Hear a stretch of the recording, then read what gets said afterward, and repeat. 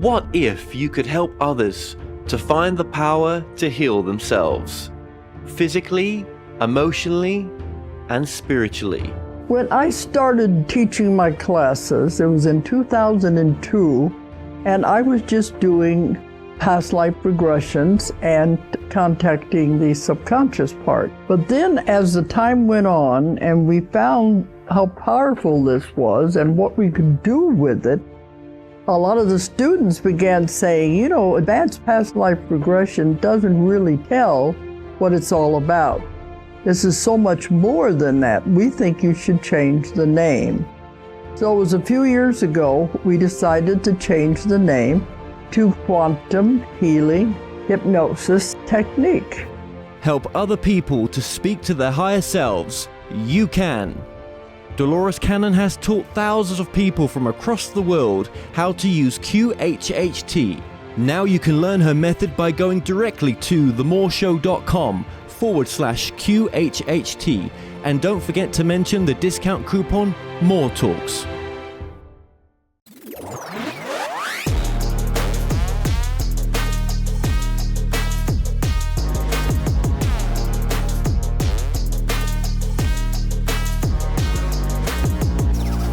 Vicki Anderson, just thank you so much for joining us. Thank you for having me. So Vicki, just to begin with, for the audience, just tell us a little bit about yourself, just a bit of background. Sure, absolutely. Well, my name is Vicki Joy Anderson, and I am an author, a researcher, a poet. I kind of write a little bit of everything, but most recently in the last several years, I've been writing more fringe topics.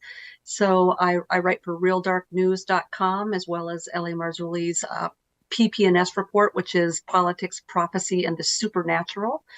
And in writing for those two magazines, it's really what got me into the interest of wanting to write a full-length book. And I chose the topic of sleep paralysis because it was something that I suffered with for about 47 years of my life. That's very interesting, Vicki. So when you say you suffered from sleep paralysis, so are you saying that what's in the book are issues that you experienced directly as well? Yeah, absolutely. And the book is a little bit unique. I decided to write a book on it because I found that a lot of the information that we're getting online is just sort of yawn. It's kind of boring. It's outdated. A lot of it's inaccurate. A lot of it is gaslighting. A lot of people that tell their stories are just getting debunked and laughed at and mocked or relegated to schizophrenic labels, etc. Medicine and science kind of relegate it all the way down to nothing more than narcolepsy or mental illness or stress, or you're sleeping on your back, or you ate a bad slice of pizza before you went to bed. And what I really wanted to do was kind of collect everything. I wanted to take philosophy. I wanted to take occult and witchcraft, as well as world religions, as well as the Bible, as well as apocryphal writings, as well as case studies. Actual people told me their stories and are scattered throughout the entire book. So if you're looking for just kind of something to read around a campfire when you're telling ghost stories, it's probably not going to be your cup of tea. It really is coming at it from a critical thinking kind of research writing approach to try to really get to the bottom of what does science have right and wrong in this? What does medicine have right and wrong in this? What does religion have right and wrong in this? Let's kind of peel back the layers of what every group is saying and glean from every compartment what is right and helpful and what is maybe just more fantasy and fiction and not helpful. Explain to us the physical aspects of sleep paralysis then, and what happens to somebody. Yeah, absolutely. So for someone who's never heard this phrase before, sleep paralysis is a phenomenon that occurs when during a normal, completely physiologically explained bout of paralysis, because we have times of paralysis when we sleep, especially during REM phases. It's just built into our physiology. It's so we don't get up and act out our dreams. It protects us from falling downstairs and walking into traffic. There's nothing nefarious or strange or demonic or weird about waking up and being in that altered state of consciousness and not being able to move, or being a little bit discombobulated, not knowing if you're awake or asleep. That's all normal. What people are talking about when they say that they have sleep paralysis is a very strange attack that is going on during that paralysis. And so people will most often, there's outliers, but most often they will report not being able to move, not being able to breathe, extreme levels of terror and fright. They will see various entities or beings in their room. They'll see shadow people or old hags or incubus and succubuses or things with glowing red eyes or shadows. Many people will express an extreme fear of death or dying or having their soul stolen from them or being dragged to hell. And so it's very difficult to have a purely medical and scientific explanation when the people who are experiencing it are talking about very astral, otherworldly, paranormal aspects of the phenomenon that just can't be denied because they're showing up in pretty much every person's testimony of the ordeal. And is this the experience that you had as well with these entities?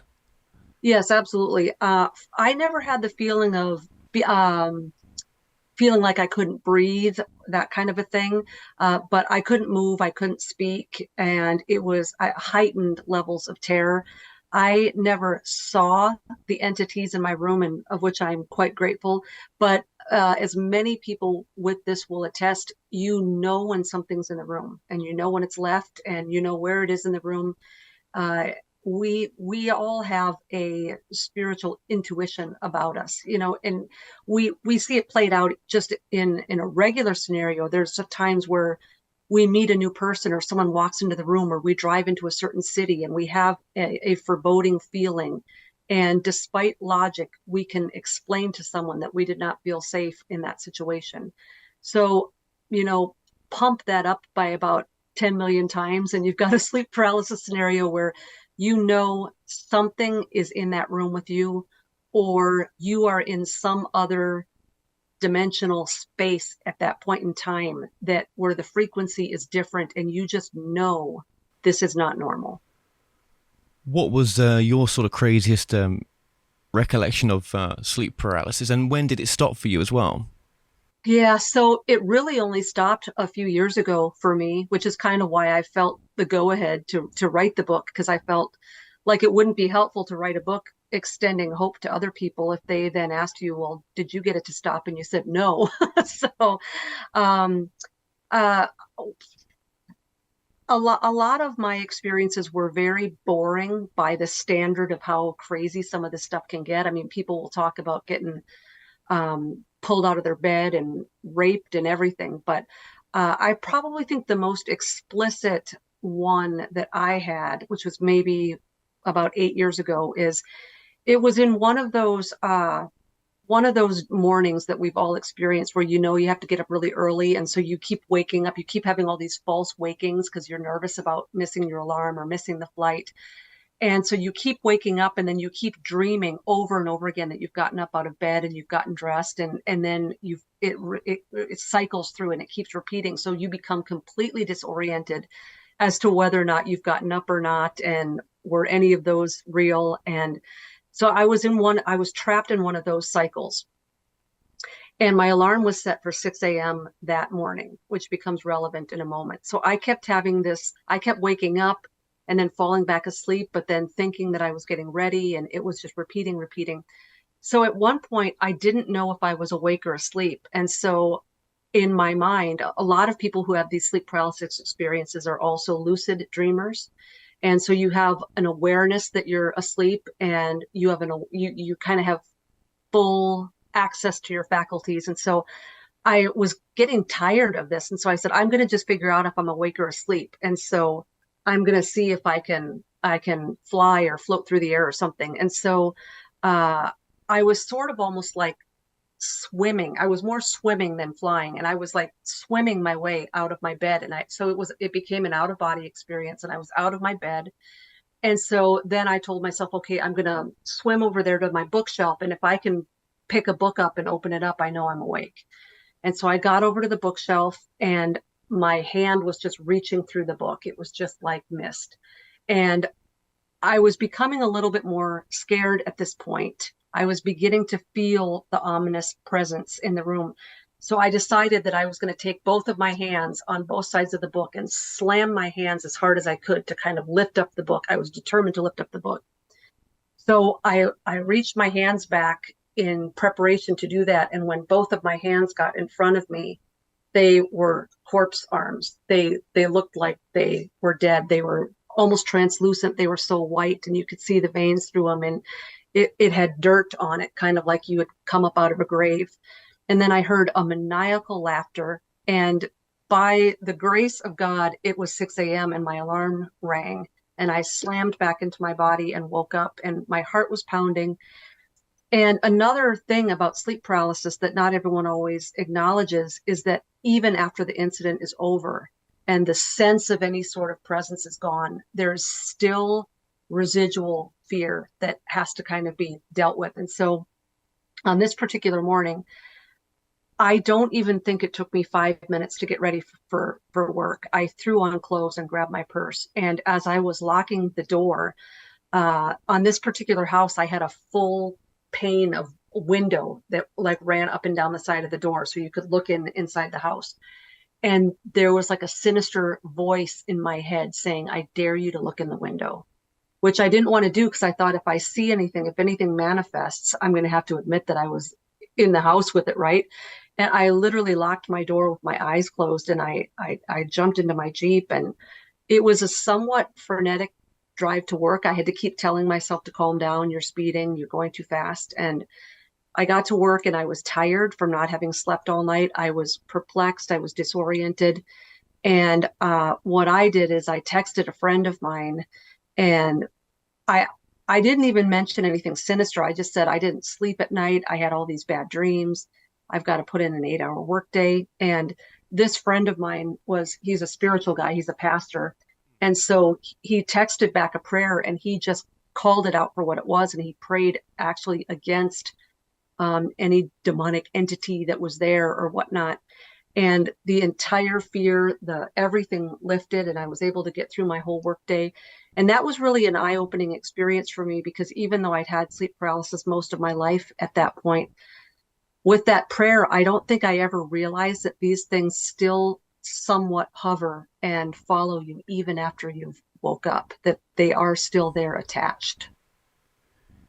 Interesting. So what do you think ultimately stopped the experience for you then? Altogether, that where I didn't have sleep paralysis ever again. Yeah. So what happened for me was I was at a conference probably in 2017, 2018. And there was a man there who has now passed away, and his name was Russ Dizdar. And he worked with survivors of satanic ritual abuse. He worked with the occult crime unit in his city, where he did training on how to differentiate crime from occult crime and things like that. So he was sort of an expert in occult crime and occult ritual and things like that. And he seemed like someone who might know a little bit about sleep paralysis. And so I just asked him some questions. And one of the questions that I had asked him is, if sleep paralysis goes away for a long time, even many, many years, how do you really know it's gone for good? Because I actually had a period of many, many, many years where it went away. And so I thought it was, done away with, and it came back. And it came back actually worse than it was before. So I said, how do you really know when it's gone for good? And this guy told me about like a journaling exercise. And this man was, I think he was also a pastor, though he wasn't actively preaching at a church at this point in his life because he was doing these other things. But so you can contextualize this to fit your own worldview, but this is just verbatim what he told me. He said, go, get some time to yourself, shut off the phone, and, get rid of the distractions. And he said, like, get a journal or a notebook and just write down every single thing you can possibly think of that might have opened some sort of a door. And this is sort of like the equivalent of our Hollywoodized vampire mythology, right? The vampire can't come into your house unless you give it that formal invitation, right? And that is the way that the spirit realm works. It does have to have some sort of invitation, even if it gets that invitation through trickery or ignorance. And so he said, just write down everything that you can think of, and then when you think that you've thought of everything, just pray and ask God to reveal if there's anything that you're forgetting or to bring back any memories. And then when you think you've got it all down, just read through the list out loud and see if anything jumps out at you, And so I did that. And ironically for me, there was something that I didn't want to write down on the list because I thought it was stupid. I just didn't want, I don't know why it mattered because no one's going to ever see this list, but for some reason we live in this society where we're educated, we're intellectual. We don't believe in silly little ghost stories. And I didn't want to write this down. I had a memory during this exercise that at around 5 years old, I had these invisible friends. And basically, I just played school by myself in my room. I'd gotten a big chalkboard for Christmas. And so I just had like fake kids in the class and I'd call on them and I was just playing school by myself. But over time, these kids in my invisible classroom got more and more detailed. They got more intricate. They had very complex personalities. And they just took on a real like living persona, some of them. And some of them, like I said, I didn't want to write it down because I thought it was childish and foolish and stupid. But when I got to that part where I was reading it out loud and I read that one out loud, I had a download of memories of that time in my life. And I'd say about 20 different features of those invisible friends that I had long forgotten about came flooding back into my mind. And I recognized that these might have been a little bit more than just figments of my imagination because I was interacting with these invisible friends and they were revealing to me their names and their personalities. And some of them were very sinister and some of them like they weren't nice to me. And I'm thinking now as an adult, this is very strange that a child would invent invisible friends who weren't even friendly, So I really explored that. And I came to the conclusion that might have been one of the open doors. And there was a lot of open doors for me that I had already discovered and closed before. There was a lot of trauma in my childhood because I'd had all these surgeries and a lot of bullying. And so there were other things that I had already dealt with, like the low-lying fruit, the obvious things.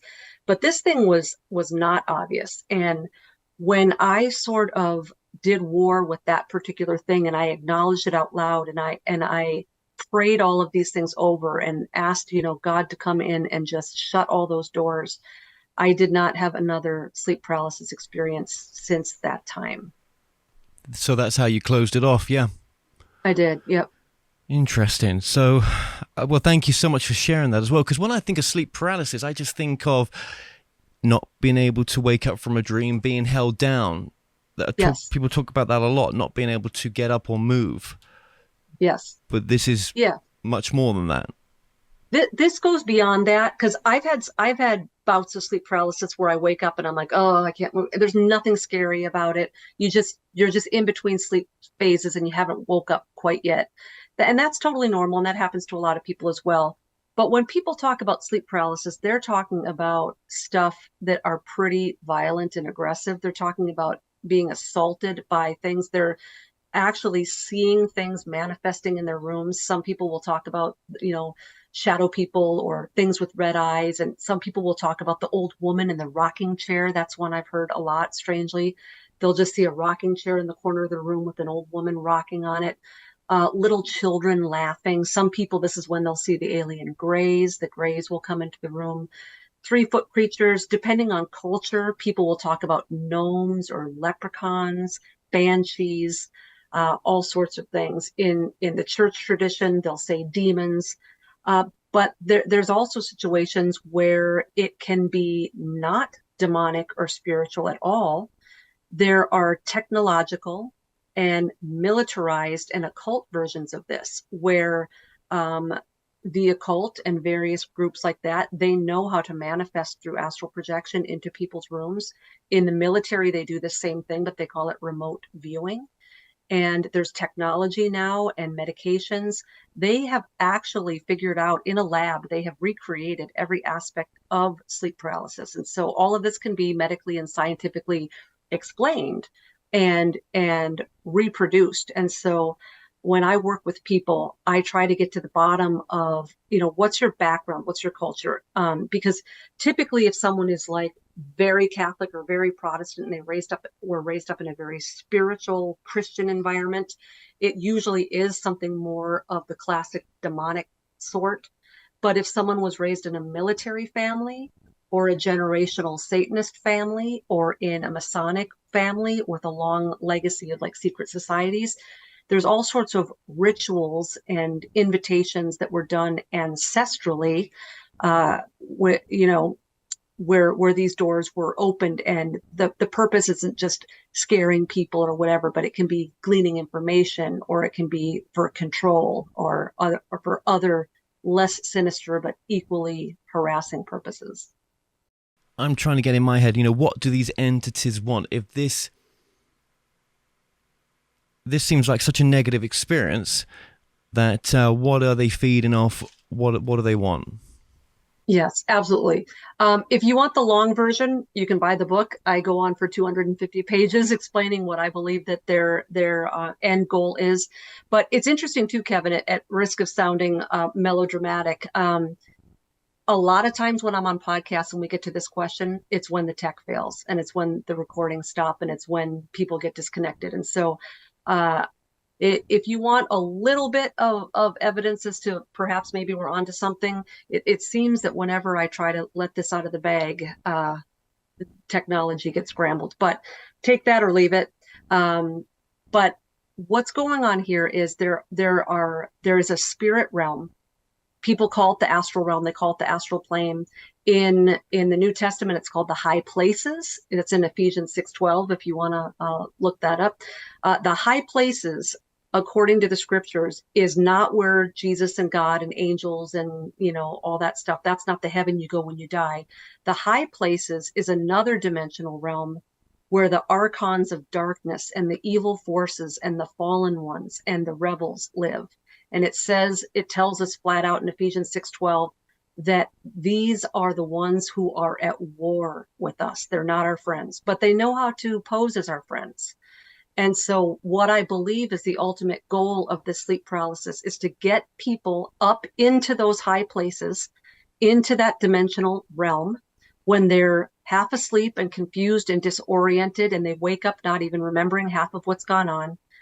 But there is a grooming process. There's a teaching. There is a programming going on during those sessions, those nocturnal sessions, that we carry with us into the physical realm. And what it is doing as on an individual basis and on a cultural basis, because many of the people that influence our culture do astral project and do have spirit guides and ascended masters, and science, literature, religion, some of the major things that we still study in school and college are books and textbooks written by people who got their information in the astral realm from these ascended masters and these spirit guides. And what they're doing is they're transforming culture, and they're transforming the way in which we view and understand and experience our reality. And they want us to, in essence, switch teams. They want to be the gods. They want the scepter of power. They want to establish their kingdom on earth, and they need to get us on board, which means a major cultural transformation of the way we think and we see the world. Okay, but how do we know then? How would one know that it's positive then? Well, I don't think it is positive. I mean, many people say, don't they, that it just can't, my music came to me, it just flowed through me.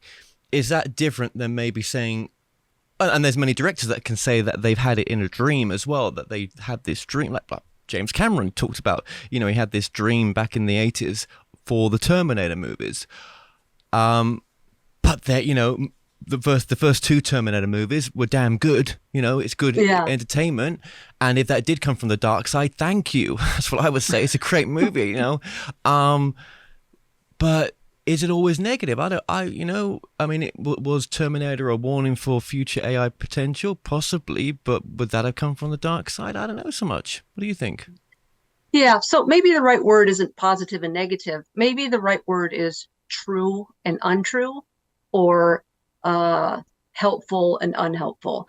So I don't think that everyone who's had an inspiration or a dream turned into a piece of poetry or a song lyric, I don't think that that is all what I'm talking about here. We do have inspiration, which is a very spiritual sort of inexplicable thing. I'm a writer, I'm a poet. I understand all that. But what I'm talking about specifically is influence that changes, that transforms us, and that is drawing us away from absolute truths. I'm talking. Okay, well, let's go to this example. Sorry to butt in here. Let's look at Sure. dictatorship in countries. You see survivors, I call them survivors, but people coming out, escaping from places like North Korea, and the evil that it takes to be that kind of dictator, a communist dictator onto your people. Well, I could see that something very negative is influencing the people that command that country and that go along with some of the orders, and other countries like that.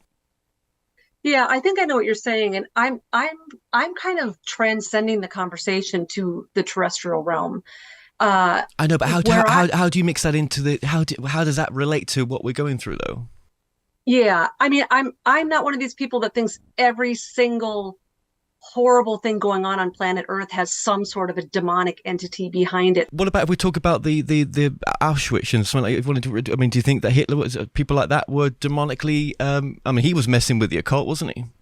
He was. He definitely opened doors, and biographers and researchers have written volume upon volume about the kind of doors he was opening and the rituals that he was doing. And so, in that case, he was directly inviting various entities to influence and empower him. So it's very difficult to have these conversations simply and only because there is a reality going on behind the veil that a lot of people, including Christians and religious people, don't acknowledge. We've stripped the supernatural out of our intellect, out of our schools, out of our education, out of our churches. The supernatural is for silly people in the old days who used to burn witches.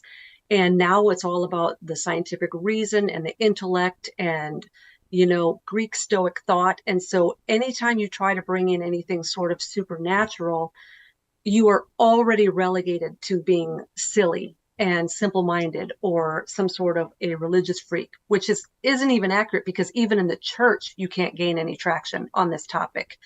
They don't want to acknowledge anything miraculous happened since Moses was around. And so without a consensus that there is a spiritual reality going on beyond the veil, and that there are spiritual entities beyond the veil that are at war with one another and with us, then none of this will make sense. If we have to look at this through purely scientific, intellectual framework, where everything has to do with, politics and intellect, then the conversation just will cease to make any sense at all. Well, that's very interesting. Okay, so, right, from that space, yeah, what you're saying is that things that are happening in this earth, maybe that make no sense for why humans, right, act the way they do, is because they're being influenced by another realm, and what could be called as something negative, but there is a positive spiritual realm as well. Or that, I mean, when we're talking about the positive spiritual realms, I think of spiritual worlds upon worlds upon worlds. Do you know what I mean? Not just one spiritual world, but you believe in a positive and negative. Yes. And why would this negative energy want to? So you say it wants to influence our world because it's got its own agenda. That doesn't make any sense to me, I guess, but it doesn't. Do you know why I say it doesn't make any sense? Because if you were these beings, whatever they are, obviously we're talking about entities that are highly, highly, highly evolved, that have been there for beyond the idea of the understanding of time. Why would they want to manipulate this agenda, this, this, if we're a soul coming into a human experience, right? Because that's what we get told a lot, and that's what feels right. Yeah, that we've maybe done this before, we're doing it again, and this isn't the true us. The true us is much greater, but we come into these restrictions to have this experience. Why would something that's highly evolved but negative, in a sense, as you call it, want to play around with that? Is it just got nothing better to do?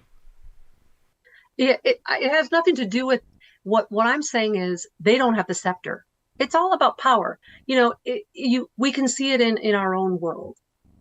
Why did all of the thrones of England, why were people always killing each other to take the throne? Why did the Tudors, boot the Plantagenets out? Because they didn't have the scepter and they wanted it. If you look at every world power, there's been murders to usurp the throne. If you read the Old Testament, it's just one murder after another. And then the son took over, and then the son took over, and then the son took over. And so it's simply a matter of that there are cosmic realities beyond the veil, and they're at war with one another because one has the scepter and the other one wants it. Now, if the scepter that you want is to rule planet Earth, then the Earthlings become involved because they become cannon fodder in your quest for the scepter. So it's really simple that just like here on Earth, world powers vie for the scepter. And I'm just saying that in the spirit realm, they're also vying for the scepter. So when we look at events like World War II, right? When you look at Hitler, heavily involved in the occult. You've pretty researched that as well. That you tell me. I mean, maybe there was influence there. There must have been. I mean, look what he did to the Jews. Mm-hmm. Mm-hmm. I personally I think that when you start dealing with people who can, in good conscience, murder millions of people for their own power, that you can call them a sociopath, you can call them a narcissist, that's fine. If that makes you feel better that there's a word for that. But I just don't think that the average person is born into the world and goes to school and has a family and is able to get to a place where they do something like that unless their conscience has been seared or they're under some sort of influence. Yeah. And you're not going to name names. I'm just naming names right now, right? And you feel that's going on to this very moment. And it's interesting what you said before that, we laugh at, well, not laugh, but, we don't take seriously what was once taken seriously, right? In those fable stories. And maybe we're missing out a great part. Maybe we really, really are, right? They knew more than we do back then. They saw it in a different way. And you feel that's still going on right now. Well, when you look at the insanity of some dictators, I can understand that, right? Because it makes no human logical sense. I mean, how many times have you heard, well, if I was in charge, I would just do good for the people. Do you know what I mean? I wouldn't want them to suffer. Yeah. Who would want that? But these people there's no care whatsoever. And yeah, something demonic that's working with them could, you could see it from that perspective, right? Does that then take away responsibility of the individual a little bit, doesn't it? No, it'd be nice. It'd be nice if we could say the devil made us do it and then we get off the hook. But, even Adam and Eve, if you want to go back to the Garden of Eden scenario, if anyone ever had a pure opportunity to say the devil made me do it, it'd be Eve. Like the devil literally comes in and deceives her. And yet her and Adam were still held accountable. And in fact, as were all of their progeny, and we're still paying for that conduct to this day. So the devil made me do it doesn't usurp our accountability, because ultimately we let these things in by permission. It's the vampiric code. They don't come and just force us into things. The apple wasn't forced down her throat. But then going back to your situation as a child, I mean, how can you blame yourself how can you have any responsibility for that? I don't have responsibility for the initial attack, and I talk about this a lot in the book, that these things are attracted by some of the permissions. And so I didn't initially invite them, but fear and bitterness and hatred, when you create an environment for them that they're attracted to. And I talk about Robert Monroe and his Far Journeys trilogy and his concept of loosh and how these things, the initial invitation, the initial knocking at the door, it wasn't like I sent out an invitation and asked them to come, but by trickery and by subtleties, there are things that you do and that you participate in that keep the door open, and you're keeping the door open in ignorance. You're entertaining these things sometimes without knowledge of it. That's that they are deceptive.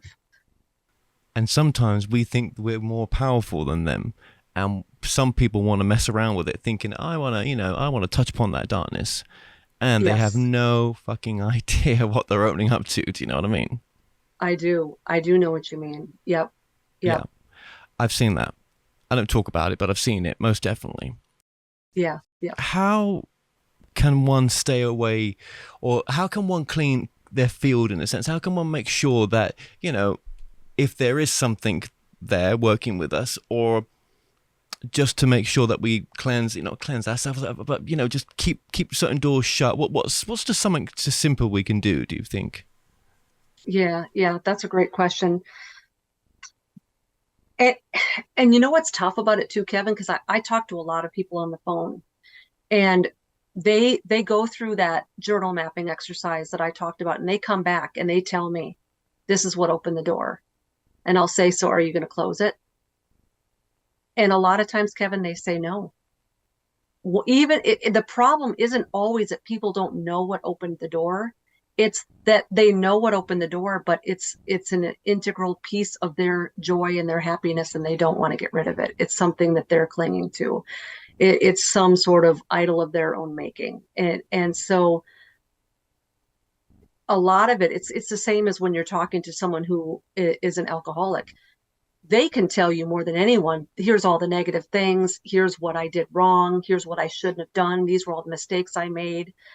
So then you say, well, then are you going to quit drinking? And that's a different part of the brain.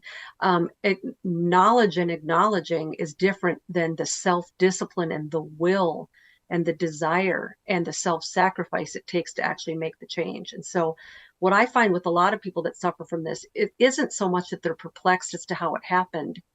It's that the changes that need to be made to get rid of it are too much of a sacrifice, and they're not willing to give up the things in their life that are opening those doors. Which could be as basic as certain drugs as well. Yeah. Whatever's getting you to that low ebb, or maybe the drug is a person. Yes, exactly. Yeah, maybe there's a certain person that is actually, needs to work on themselves, and the energy they carry is also opening up their own doors, and that's coming into your life as well. Yeah. Yes, exactly. I guess a lot of us have been there. Yeah, and sometimes, these entities can leave marks on the body as well, can't they? Yes, yeah, I've never had that experience, but I have talked to people who do say, and interestingly though, a lot of the people that I've talked to have said that they'll wake up and there'll be a mark on their body that is equal to what they experienced in the dream, whether it's like a bruise around the wrist where something was grabbing them or whatever. But I have also heard a lot of people say that they don't last. They go away. So they're not as long as like a bruise in real life would be. And of course, this is probably what plays somewhat into why people with sleep paralysis have historically been viewed as schizophrenics, because they hear voices in a room with other people and other people don't hear the voice. They see all these bruises, and then by the time they show someone, it's gone. And so it really is clever the way that this is situated, because it really does make the person look out of their mind. Maybe some of these attachments or these entities that are, whispering in the ear, or, during the sleep paralysis is happening, right? Most times, that there is some sort of karmic connection with this, that maybe, if past lives do exist, that maybe, or what if you didn't sort out, you had that connection before and it's followed you in this lifetime? Yeah, well, I've never explored that aspect of it, but I have explored similar to that. There is an ancestral or a bloodline link to it. because there are people who are experiencing these things, and it goes back to doors that were opened in previous generations. And there are generational Satanists and various secret societies where, when you are initiated into those groups, you don't just pledge yourself over to that god or to that group or to that coven. You're actually pledging your entire bloodline over. So all those unborn, your great great grandchildren. And so this is something that could have happened. Your grandpa could have done it, or someone 300 years ago that you never met. As long as they are working covertly and we as human beings never figure out what that open door is, which is why I suggest the journaling, because it's a way of finding that open door, finding that source, because some of this stuff is not something that you're just going to figure out on your own. It's stuff that had nothing to do with you initially. Right. I mean, again, that may go back to childhood, and you may see yourself thinking, well, hang on a minute. How is this related to me if it goes way back to, being 5 or 6, right? Yeah. That's where maybe, as you say there, you're looking at some sort of ancestral connection. This is sounding a lot more like, and I don't know much about it, but a lot more like black magic in some respects. Mm-hmm. Mm-hmm.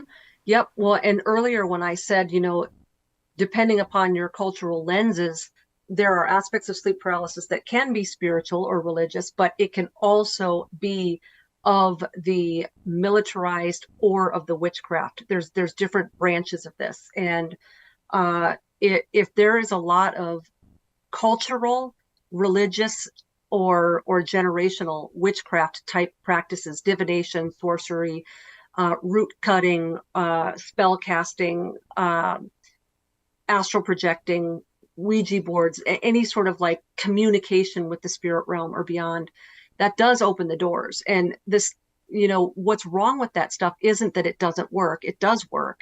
What's wrong with that isn't, what's detrimental to human beings about that type of stuff isn't that it doesn't work. It's that you're opening a door, and usually by the time the human being says, okay, I don't want to play this anymore, the door's open, and you can't just shut it. You can't just say game over or I change my number. And that's why this stuff gets so dangerous, because once you open the door, you don't know how deep the rabbit hole goes, and there's not a guarantee that you're going to very easily extricate yourself out of the situation. Yeah, and what if someone actually opened the door for you and you agreed to it, not knowing what the hell you were doing, in a sense? Do you know what I mean? You just thought you trusted them, right, for the help. Yep. And they actually put something on you, cast a spell that opened up something, and you wasn't even aware of what the hell was going on at the time. You went for them for a psychic reading. Next minute, you've paid them to open up a door, right? I absolutely, and I see that so much, Kevin, with people who start seeing paranormal activity in their home, and then they go out and they get some sort of a medium who actually then provides the formal invitation, because they summon, who's in here, what's your name, how old are you, how did you die, oh, you're welcome here, you go to you're actually summoning the thing. You're actually giving it the permission then to live in the home. And there's all sorts of amazing cultural stories. I had a guy from West Africa, I think, email me about a year ago saying that in their culture, they teach their children not to ever receive a gift from a stranger. And like if it's candy or an apple or something like that, because what they experience in their culture is that these children will receive the gift, and let's say they'll eat the apple or whatever. And within days, they'll have a sleep paralysis type dream encounter where this person reappears and wants to be paid back. They want the gift back, or they want to be paid the equivalent. And the child becomes very scared because they don't have the apple anymore because they ate it, or they don't have the money. And the being threatens them and gets them all worked up and adrenalized and scared. And when the child realizes that he has no way to repay, they wager then with the child, and they say, well, I'll make you a deal. I won't kill you. I won't hurt you. All you have to do is give me permission to live in your house. And so they, in fear, say yes. And this is all in a dream state. But they have been then tricked into giving permission for whatever this entity is to now living in that house. And getting an entity in a house is really easy. Getting it back out is a lot more difficult. And how prevalent do you think that black magic is in the US? Untalked about, unspoken about. Yeah. So in the United States, it's interesting because it's really only been within the last 10 years, really, I think with the influx of YouTube and podcasts and social media, it's really only been within the last 10 years that the Christian community especially has been open to the idea that the spiritual realm, a lot of supernatural and paranormal things are happening. But up until that point, I think that this kind of stuff was really poo-pooed. I think that we got way, way too far down the scientific method intellectual route where everything had to kind of be backed up by peer research and everything had to be scientific and factual. Where I think this stuff is probably the most prevalent, the black magic stuff, it's probably the most prevalent in Hollywood and DC, New York City. Those are epicenters of this stuff because that's where all the magic happens, literally. That's where all of the politics and the media, that also has a transformative power. It does reshape culture. It does change culture. It does change our mind. They're deeply knowledgeable about human psychology, and they know how to play on fears and nocebo effects and our fear of man and wanting to be acceptable and wanting to fit in, and they know how to work all of that stuff. But I think when you talk about like the occult and Satanism, a lot of the overt American Satanism, like the Satanic Temple and all that kind of stuff, that stuff, not to be disrespectful, that stuff is kind of silly. Those are people that get little membership cards and they paint their nails black and they're out on the streets just declaring with neon signs who they are. The real enemy does not operate that way. Satan himself operates extremely covertly. He's diabolical. He's a trickster. In the Bible, it says he appears as an angel of light, which means that when you see him, he's not wearing black nail polish and a Metallica t-shirt. He's appearing as a beautiful, friendly, wonderful friend. And so I think that the real Satanism in America, I do think there's more of it than we think, but I think it's the underground generational Satanism. And these are the people that would never, ever let on what they are a part of. And I often tell my Christian friends that the real Satanists are teaching your kids Sunday school, because that's how they operate and that's where they are. They're in the three-piece suits teaching your kids Sunday school. They're not out at their heavy metal rock concerts with pentagram t-shirts. I've interviewed a lot of different types of people, including channelers and mystics and all sorts, right? I think if the message is self-empowering and it's coming from love and it's trying to make you your best version of yourself,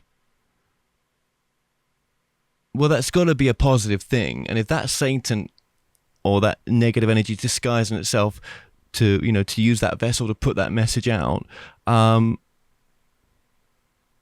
it's impossible to tell then, isn't it?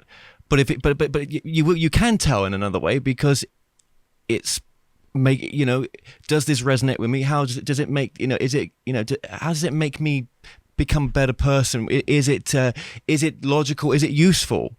Can I apply this in my daily life? And I think if you can do some of that stuff, then, I mean,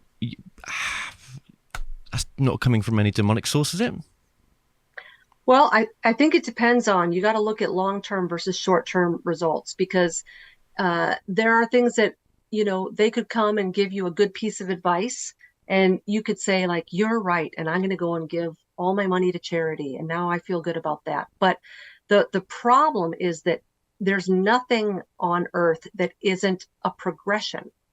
And when we interact with the spiritual realm, whether it's Jesus Christ or it's some demon, when we as human beings begin to interact with the spirit realm that we have very little knowledge of, it will have ultimately over the long term a transformative effect. And so, I mean, there's even Christians who suffer for doing what is right. And so, there are things, there are Christians that go overseas and try to help the poor, and they wind up getting martyred. Okay. So you could say, like, well, man, they did everything right and it ended up this way. So as long as we're measuring things by our own human litmus standards, the spirit realm just doesn't line up that perfectly, because I know people who went and did ayahuasca, and it was a life-changing experience for them, and they were a completely different person for the better for about 2 years, and totally transformed and preaching to everyone about how great it is. But then you come back to them 10 years later and you see the full fruit of what happened through that experience and what those changes were and the transformations that came. That's when you have to start judging whether or not something was ultimately helpful or not. Because even the wolf in Little Red Riding Hood, when he dressed up like grandma, he was being sweet and kind in that moment. But as soon as he got into the door, eventually he took the costume off. And so initially, I think these things are smart enough that they know how to reel us in and gain our trust. And they can give us good advice, and they can, hey, I got a winning lottery ticket off of that or whatnot. So I think that ultimately my question would more be, what is the litmus test we're using for determining whether or not something was good or bad, right or wrong, helpful or not helpful? Because a lot of times our definition of something that was really helpful for us is somewhat short-sighted, because everything that happens to us has a lifeline. It continues to play out and influence and speak to us and transform us. And so nothing that happens to us is just a dead thing that happened one day and then all the roots are cut and it doesn't affect us anymore. Everything that's happened to us through our whole entire life becomes a cumulative snowball effect of who we are and the way that we view things and our belief system. And so if you said, hey, that psychic gave me great advice that one time and it really helped me, and then that turns into every single time I want a blessing or I want help, I'm going to go to the psychic, in the long run, statistically, you're not going to get the same results as you did the first time. There's going to be an ebb and flow of good advice you got, bad advice you got. And you get that in the church too. I have people that come up to me all the time. They have a word from the Lord when they prayed for me, and it's a bunch of nonsense half the time. So I guess the answer is just walk away from everything and just live your life without any religion, without any of this stuff. Just what does life look like without any of this stuff? Why do we need any of this stuff? I think the answer is discernment. I don't think it's that we throw everything away and live robotically. It's discernment. We test these spirits the same way we would anything. You're not going to go and invest $100,000 in a stock because one of your friends told you to do it. You're going to do a whole bunch of research before you put that kind of money in an investment. You're going to look at all of the portfolios. You're going to talk to other people who've invested. Like, no one is going to just give someone $100,000 because one friend told them you're going to double your money. So we're not going to buy a 1972 used car because the salesman told us it's in perfect condition. Everything that we do on a daily basis, we test because we don't want to get ripped off and we don't want to get hurt. This is why we date instead of getting married the first time we meet someone. We're testing that out to see, is this going to hurt me? Is this good? Is this a good fit? So if we're going to do that with our cars and our girlfriends and boyfriends and our stock portfolio, then we should be doing it with highly superior spiritual beings that are coming to us that historically we know can lie to us. And people have been burned by it and people have been reeled in by it. So I'm not saying throw it all away, but I'm saying let's just take some time to test spirits before we go all in and trust every single thing that they're saying to us. Yeah, and sometimes we'll never know what happens in the private life of these people. We're not going to, we're not supposed to. That would soon shape our opinions. I guess it would too, right? Um, but we can only do our best. And I think if something's so out of alignment and so skewed, that's all obviously a good sign of get the hell out of Dodge, right? Yeah. But it's so interesting what you've got to say, especially with these times that we live in right now, when you consider that how, people may be under the influence of something that they don't even know is just whispering them to them. Do you know what I mean? Oh, you want to get that? You want to get that knife, don't you? God, you want to put you go on, stab him. You want to do it. Or you can take advantage of this person. You can go on, just do it. Just do it. Yeah, lie to her, him. Yeah. I get it. Okay, well, on that note of positivity, right? Heavy stuff. Yeah, Heavy stuff. I appreciate you sharing that as well. Now, do you have a website? I do. It's just VickiJoyAnderson.com, and that's Vicki with an I, Anderson, S-O-N. Okay, and again, you can get the book from... and you can get the book. They only come out at night, Exposing the Dark Weapon of Sleep Paralysis, exclusively on LAMarzulli.net. Wonderful. Well, we've been putting the book on the screen, of course, along with your website as well. Everything is in the description of this video. There's something really good about your work. Yeah, I mean, I say it like that because I'm like, God, there's so many strands to it. There's so much. You could just go down on just one particular part and go in on that. Yeah, there's a lot to this, and it's kind of opened my mind again a little bit. It just makes me think on everything I'm doing as well. But I really appreciate you coming on and just giving us this time right now, because it's really fascinating what you've been up to. And do you think you're going to go more into this work as well? I think you talked about another book at some point.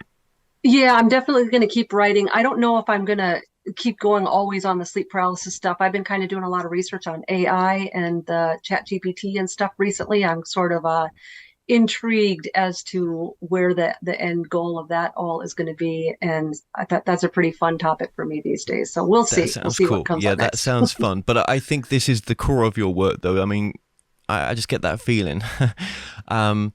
It's important. That's the feeling I get. So, Vicki, just thank you so much for joining us today. Thank you, Kevin. I appreciate you having me on.